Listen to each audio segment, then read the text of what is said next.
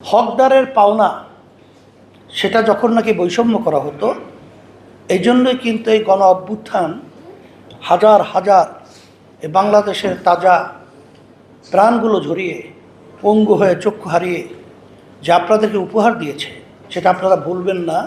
এটা বিশেষ করে আজকে আমরা এই গোলটেবিল বৈঠক থেকে বর্তমান সরকারকে আমরা বিশেষ করে অনুরোধ করছি, রক্ষক যদি ভক্ষক হয় তখন সেখানে আমরা আলোচনা করব, আলোচনা টেবিলেই থাকবে, কিন্তু বাস্তবে সেটা আমরা সুফল দেখব। এটা বিগত দিনে দেখি নাই, সামনে দেখব বলে আশাও করি নাই। কুল্লু ইনায়াতারাশাহু বিমা ফিহে, যে ভাণ্ডের ভিতরে যা থাকবে কাজ করলে তাই পড়বে। আসলে মূল ব্যাপারটা হলো বাজেট সুষম বণ্টন। বাংলাদেশের জনগণের জন্যে যে বাজেট তৈরি করা হয়, যদি প্রতিটা জনগণের সেই দৌড় গোড়ায় এর সুফল যে না পৌঁছানো যায়, তাহলে আসলে বাজেট যে অর্থ নিয়ে, যে আশা লক্ষ্য উদ্দেশ্য নিয়ে তৈরি করা হয়, তার সুফল আমরা দেখতে পাবো না। এই জন্যই আমরা বারবার বলে আসছি যে বাংলাদেশের স্বাধীনোত্তর যারাই রাষ্ট্র পরিচালনা করেছেন আর বর্তমানে যারা দেশ পরিচালনা করছেন, অন্য অন্য সরকার, এই সরকার কিন্তু একটু ব্যতিক্রম।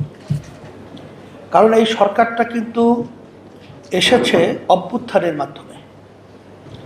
আপনাদের সেই অভ্যুত্থানের যে ইতিহাসগুলো, বৈষম্য দূর করুন, জুলুম নির্যাতন, এক কথায় হকদারের পাওনা সেটা যখন নাকি বৈষম্য করা হতো, এই জন্যই কিন্তু এই গণ অভ্যুত্থান হাজার হাজার এই বাংলাদেশের তাজা প্রাণগুলো ঝরিয়ে পঙ্গু হয়ে চক্ষু হারিয়ে যে আপনাদেরকে উপহার দিয়েছে সেটা আপনারা ভুলবেন না।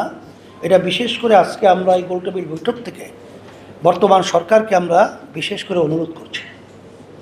আর সাথে সাথে আমরা এটাও বারবার বলে আসছি, আজকেও বলছি, বিশেষ করে সাংবাদিক বন্ধুদেরকে বলবো, এবং যারা যারা বিজ্ঞজন রয়েছেন, যারা বিশেষ করে দেশ নিয়ে চিন্তা করেন, আমরা তাদেরকে বিশেষ করে বলবো, যেই নীতি আদর্শের মাধ্যমে এই দেশ পরিচালিত হয়েছিল, আমরা বারবার দেখেছি এই নীতি আদর্শের মাধ্যমে আমরা যেটা চিন্তা এবং আশা আকাঙ্ক্ষা আমাদের বাংলাদেশের মানুষের যা ছিল, এখন আছে, আপনারা ওই নীতি আদর্শের মাধ্যমে বাস্তবায়িত করতে পারেন নাই।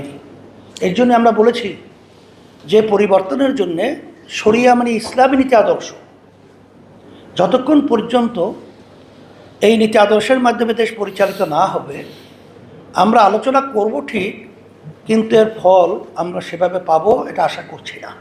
এই জন্য আমরা সকলে অনুরোধ করব, আসলে আমরা সবাই এই দেশটাকে ভালোবাসি, আমরা সবাই একাকার হয়ে আমরা নীতি আদর্শ শরিয়া ভিত্তিক দেশ পরিচালনার ব্যাপারে আমরা সব আন্তরিক হই, তাহলে সেখানে জবাবদিহিতা থাকবে, আল্লাহর ভয় থাকবে,